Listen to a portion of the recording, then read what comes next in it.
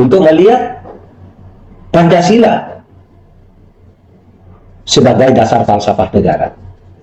Saudara, kedudukan Pancasila sebagai dasar falsafah bangsa dan filsafat bernegara menjadi landasan sekaligus orientasi bagi sistem hukum nasional kita. Rumusan Pancasila sebagaimana termaktub di dalam pembukaan Undang-Undang Dasar 1945 diterjemahkan ke dalam tatanan kehidupan berbangsa dan bernegara yang diatur di dalam sistem hukum nasional.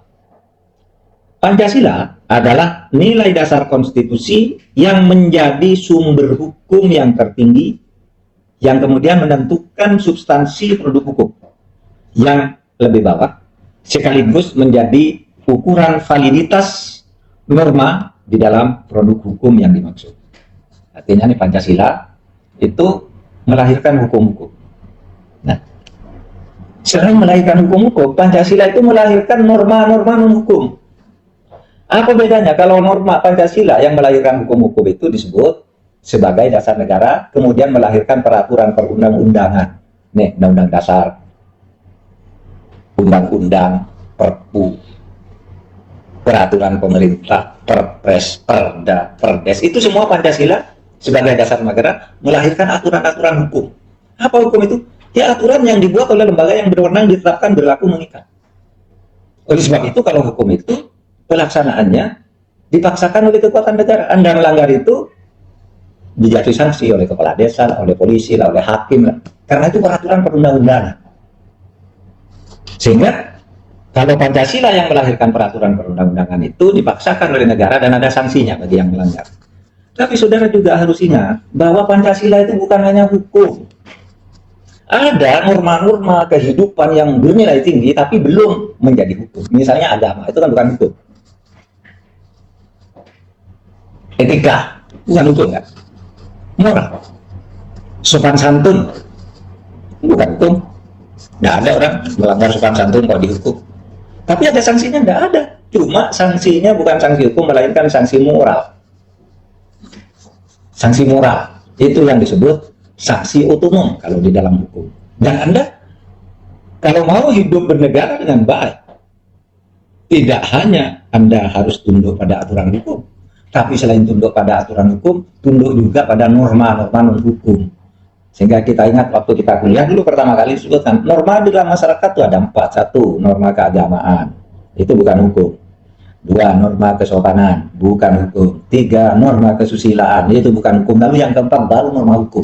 Dari mana norma hukum itu? Norma hukum adalah pilihan norma-norma agama, susila, ya, dan kesopanan yang dipilih kemudian disahkan berlaku. Nah, yang belum disahkan berlaku itu tetap mengikat secara moral karena dia menuntun bagi cara kehidupan yang baik untuk memanusiakan manusia, untuk menjaga martabat manusia apapun latar belakang yang melekat pada identitas primordialnya.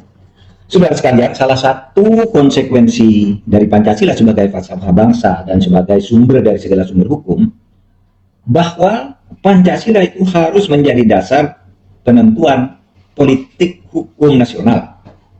Pancasila harus tercermin di dalam semua produk hukum yang akan dibuat.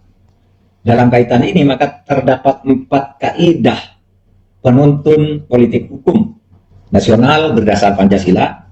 Yang pertama, hukum-hukum di Indonesia harus menjamin integrasi, menjamin keutuhan bangsa, baik integrasi ideologinya maupun integrasi teritorinya.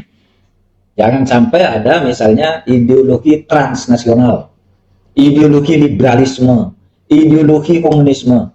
Kita punya ideologi Pancasila yang di dalamnya itu melindungi kebebasan orang untuk beragama, agama apapun, melindungi kebebasan orang untuk berserikat, untuk berorganisasi, mencari rezeki, untuk hidup, dan seterusnya, dan seterusnya.